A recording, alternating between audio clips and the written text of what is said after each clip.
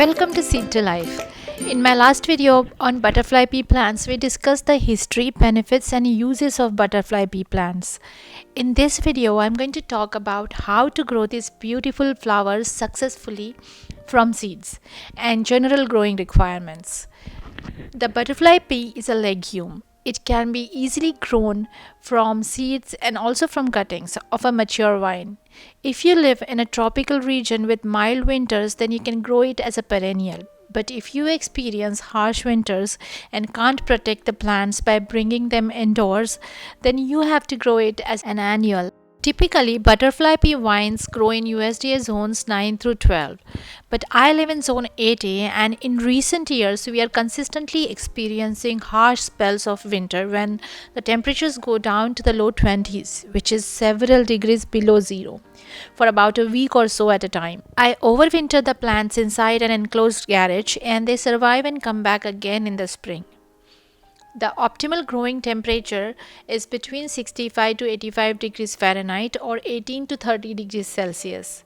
It tolerates much higher temperatures, even up to 105 degrees Fahrenheit or 40 degrees Celsius, or even higher. This makes it a very good plant for beginner gardeners.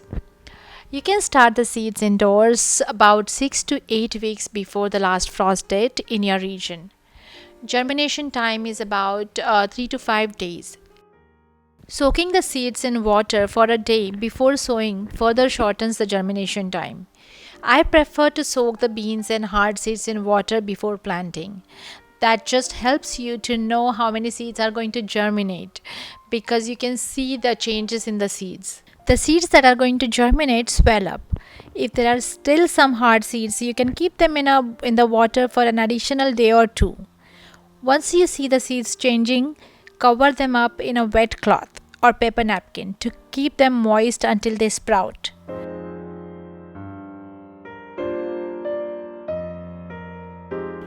Once sprouted, the seedlings grow rapidly, so keep those stakes ready. I use this branch of peach tree as support. Butterfly peas are not at all fussy plants. They tolerate all soil types. They grow in unused lands without any intervention. The optimal soil pH is between 5.5 to 8.9. To increase your chances of success, you can make a good loamy starting mixture with equal parts of soil, compost, and sand or perlite. Once the plants are well established, then you can move them to the in-ground, and after that they just require very little care. If you plant the vine in ground, it grows much faster and produces abundant flower. In fact, it is a locally invasive vine, and if left unattended, it will fill up a lot of garden space.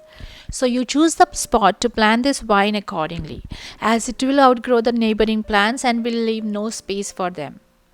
Butterfly pea plants are drought tolerant. I had these vines potted in different pots. During the first year, these vines produced only a few flowers. So last year, which was the second year, I kept one of those pots slightly immersed in the ground. We went on a 6-week-long vacation that summer. A few sprinklers took care of my garden during that period. But temperatures soared to the mid-40s during that time. The vines were watered twice a day, that is, very early in the morning and late evening, but only for 5 minutes at a time. Despite the extreme temperatures, these vines stayed healthy and beautiful. Soon they loaded with tons of flowers. And when I came back from the vacation, these unruly vines were standing out prominently among the rest of the suffering plants. Many bees, bumblebees, and several other pollinators were buzzing near it. The vine was humongous, that it was difficult and time-consuming task to bring it inside. I decided to take a chance and left it out the whole winter. I underestimated Texas winter. I was hoping that the vine will come back to life as the temperatures rise, but it died. I still have another vine potted, so I don't have to start over. But the lesson learned is that the butterfly pea vines can take high temperatures but do not do well in freeze. Let's talk about fertilizers. I strictly use organic fertilizers and homemade compost for my plants. While preparing potting mix, I add a mixture of blood meal and bone meal to the mix. But despite that, the plants can have other deficiencies. For example, potassium deficiency in soil can prevent the plant from blooming. You can add a good quality compost that includes banana peel or wood ash. I frequently use azomite, which is a volcanic ash. It is like a natural multivitamin for plants and it corrects many micro deficiencies. Now let's talk about what these plants look like. The young vines are thready with green stems, but as the plants mature, the stems become woody. You can use these woody stems to propagate these vines from cuttings. Just insert these cuttings into the soil and they grow into new plants. The leaves are ovate in shape. About 5 to 6 pairs of leaves develop on lateral branches of stems. The leaves are delicate and they contain about 14 to 20% nitrogen, and hence they are commonly used as fodder for cattle. Butterfly pea plants are tolerant to pests and diseases. Sometimes it can get fungal infections or nematodes, but very rarely these plants require any pesticides. The flowers develop when the vines mature to about 50% in about 3 to 6 months. At first, the vines produce only flowers, but as more and more flowers are produced, the pollinators flock in and the seed pods develop. I didn't see many pods during the first year as the vine was in a small container, but during the second year, I collected a lot of seeds. The seeds are like pods of beans and contain about 10 to 12 seeds per pod. When the pods mature, you can harvest them and dry them. If the pods are not harvested, they burst open and release the seeds in the neighboring areas. There, they can germinate and give you more volunteer plants. I couldn't clean all the seeds when I removed this vine last year, and I see there are still several pods lying around where the pot was. I think I'm going to get some volunteer plants this year.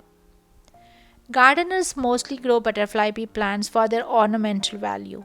The flowers can be blue, purple, red, or white in color, and they're very showy. There could be more colors, but the blue and white ones are the most common ones. And the blue must be the most popular one. The green calyxes are removed and the blue petals are used in food preparation. I will make another video to share how to mix butterfly pea extract to make color changing drinks. A big thanks to you for watching my videos and supporting my channel Seed to Life. Please click subscribe for more such videos and updates. Click the bell icon to get notified about future videos, and feel free to reach out to me through comments, Facebook, Twitter or Instagram if you have any questions. I am posting the links in the description.